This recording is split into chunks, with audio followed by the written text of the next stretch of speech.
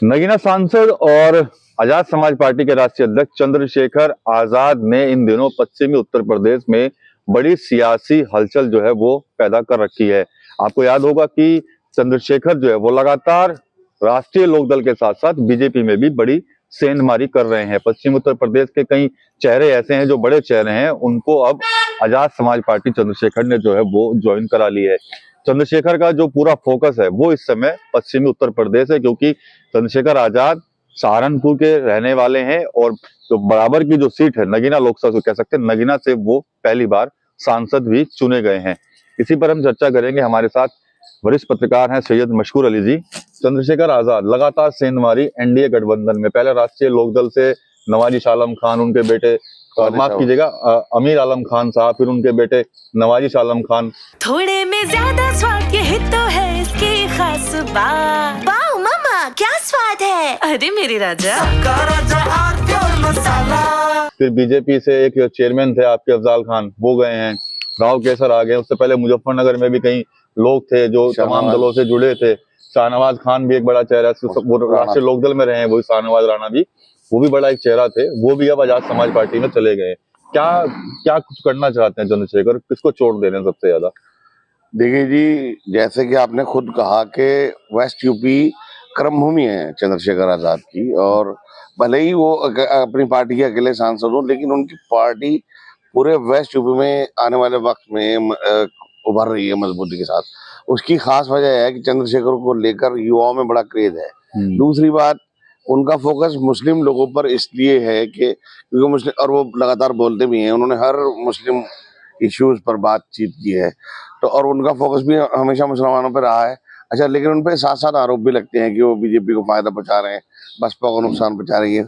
तो ये सब करके उनका जो टारगेट है बीजेपी और उसकी सपोर्टिव पार्टी आरएलडी, तो वो साबित करना चाह रहे हैं कि मैं, ऐसा नहीं है कि मैं सिर्फ यही है मेरे लिए, तो जो भी पार्टी के साथ जुड़ेगा मैं उसे जोड़ूंगा, अपनी पार्टी को आगे लाऊंगा, मजबूत करूंगा, और 2027 में एक मजबूत दावेदारी उनका करने का प्रयास है। क्योंकि उन्हें पिछली बार भी गठबंधन में इन्होंने शामिल नहीं किया था।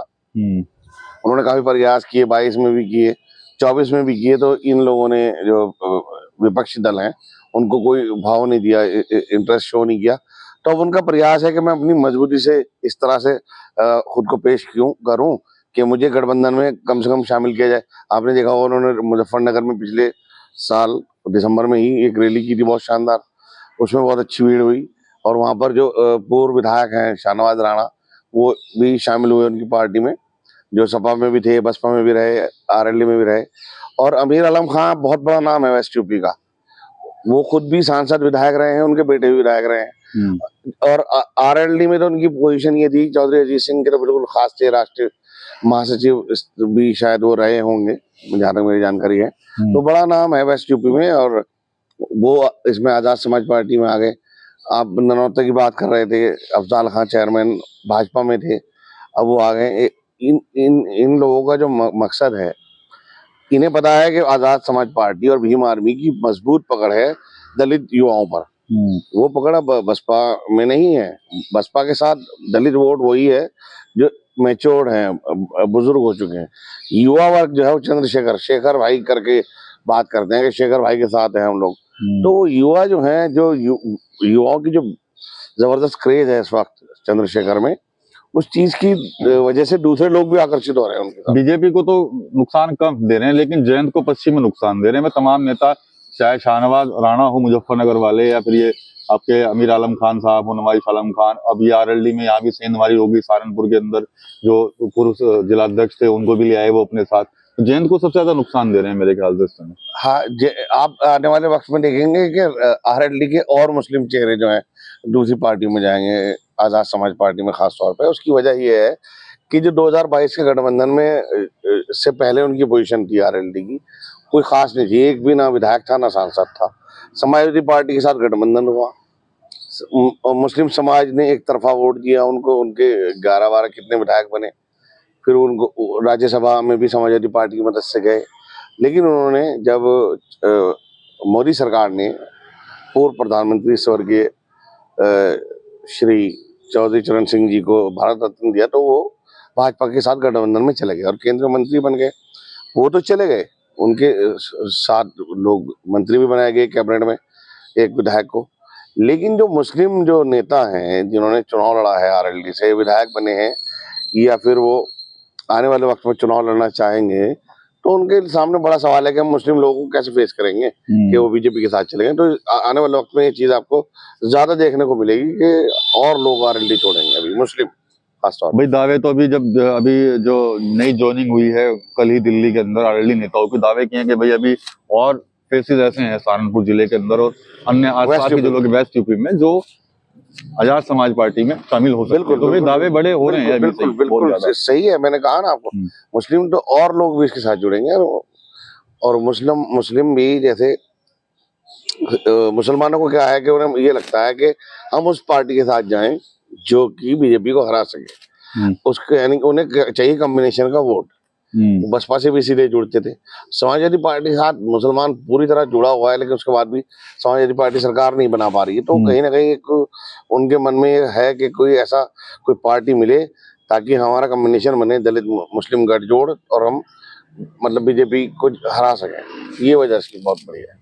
चलिए ठीक है, तो नुकसान जो है वो जयंत चौधरी को देने में लगे हुए हैं चंद्रशेखर। अच्छा एक सवाल और, जयंत चौधरी का भी खास दोस्त हुआ करते थे चंद्रशेखर, है याद है आप? बिल्कुल अखिलेश से उनकी बात भी कराई है उन्होंने, और बहुत ज्यादा चंद्रशेखर और जयंत चौधरी में बहुत ट्यूनिंग है अच्छी वाली। लेकिन पार्लियामेंट में भी हैं दोनों लोग, वो राज्यसभा में, ये लोकसभा में, लेकिन उन्हीं की पार्टी को नुकसान पहुंचा रहे हैं।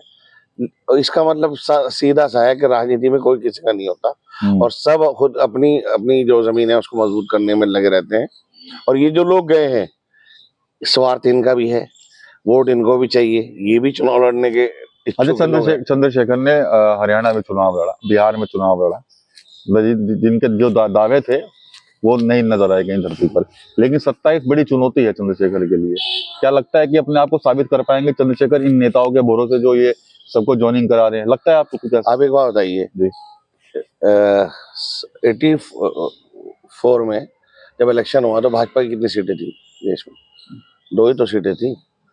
मायावती ने कितने साल संघर्ष करा, काशीराम जी थे, स्वर्गीय काशीराम जी, मायावती जी साइकिल पे संघर्ष किया, कितना टाइम लगा इनको आने में, कितने लोगों को साथ जोड़ा, कितने लोग साथ छोड़ गए, तब जाकर मुख्यमंत्री बने थी बहन जी। तो आज चंद्रशेखर की भी वही हालत है, संघर्ष कर रहे हैं और लेकिन उनका संघर्ष बहुत जल्दी रंग लाया है।